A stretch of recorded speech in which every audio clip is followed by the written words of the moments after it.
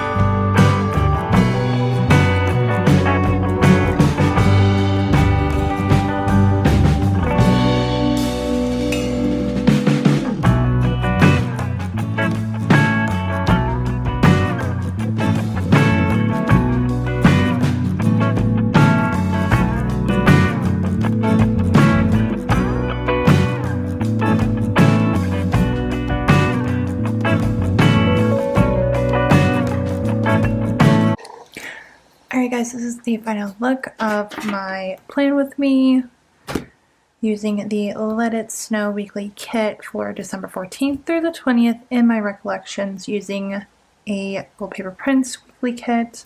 If you want to see more information on that, make sure to check out all the links down below. Don't forget to like this video if you like plan with me videos or planner videos. Don't forget to subscribe. I do post every Monday, Wednesday, and Friday, with sometimes there being bonus videos on Tuesdays, and I do my best to do a haul once or twice a month on post on Thursdays. So make sure to also hit that notification bell so that way you are always alerted for those videos. Happy Monday, guys, and I will see you on Wednesday with a new memory plan.